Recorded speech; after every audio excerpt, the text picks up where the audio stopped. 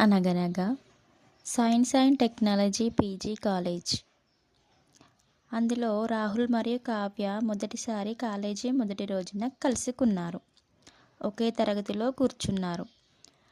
ఒక చిన్న నవ్వుతో వారి పరిచయం అయ్యారు.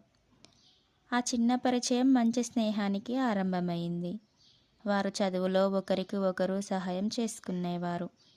కొద్ది కాలంలో మంచి స్నేహితులు అయ్యారు. నిర్మల మరియు సందీప్ కూడా వారితో కలిశారు.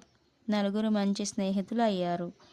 వారు లైబ్రరీలో చాలా సమయం చదువుతూ గడిపేవారు.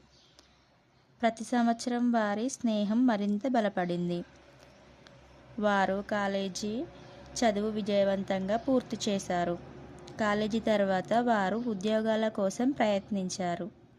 ఇద్దరికీ ఒకే కంపెనీలో ఉద్యోగం వచ్చింది. వారు కష్టపడి పనిచేస్తూ ఒకరికి ఒకరు సహాయం చేసుకునేవారు. క్రమంగా వారి స్నేహం ప్రేమగా మారిపోయింది. వారు పెళ్లి మరియు భవిష్యత్తు గురించి మాట్లాడుకున్నారు. రాహుల్ తన తల్లిదండ్రులకు తన ప్రేమ విషయం చెప్పాడు. రాహుల్ తల్లి తీవ్రంగా వ్యతిరేకించింది. రాహుల్ అక్క కూడా అదే గ్రామంలో నివసించేది. ఆమె పెద్దగా చదువుకోలేదు. ఆమె కూడా ఈ పెళ్లికి ఒప్పుకోలేదు. రాహుల్ బావగారు కూడా పెళ్లికి వ్యతిరేకించారు. రాహుల్ చాలా బాధపడ్డాడు. అయినా తన ప్రేమను వదలలేదు. స్నేహితులు వారికి ధైర్యం చెప్పారు.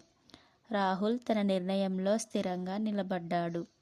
చివరికి వారి ప్రేమకు కుటుంబం ఒప్పుకుంది. వారి పెళ్లి ఆనందంగా జరిగింది.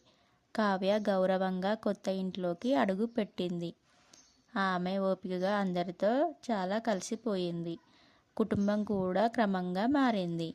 వారు ప్రేమతో ప్రశాంతంగా జీవించారు.